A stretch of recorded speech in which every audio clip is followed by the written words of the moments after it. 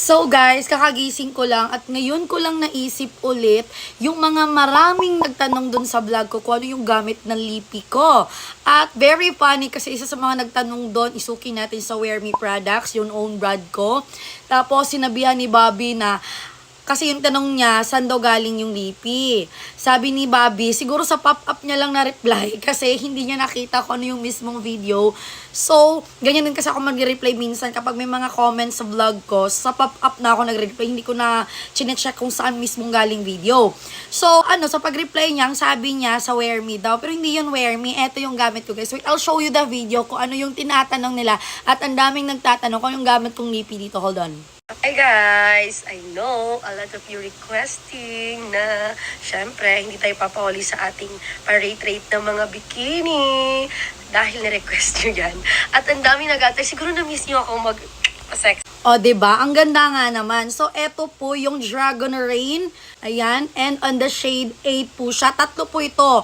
Actually, pinadala to, affiliate to dati. Tapos later ko na, very late ko na napansin right after doing the video, na-appreciate ko siya. Yung dalawa, binigay ko na sa kapatid ko. And this one, yung napili ko, si 08 nga. Ayan.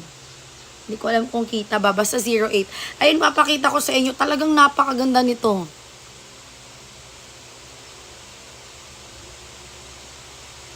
Ayan.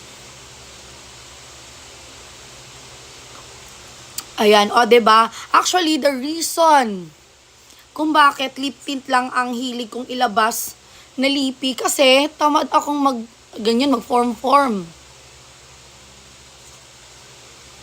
Ayan. And super duper nice ito kapag na-set na siya.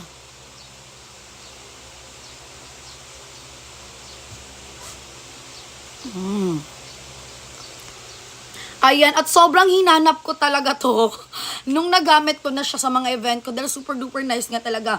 Matte type na. Tingnan mo naman, girl. Diba? Ang ganda. Bagong gising pa ako, ha? Ganyan yung labi, Ganyan siya kaganda. Kaya no wonder, kaya ayan. Ang daming mga nagtatanong. And girl, afford mo lang to. Kaya bago ka maubusan, mag-check out ka na dyan. Dali. At sa mga nagtatanong dun sa comment section, syempre, babalikan ko kayo. Ibibigay ko yung link na to para makapag-check out na kayo. Okay? Thank you. Bye.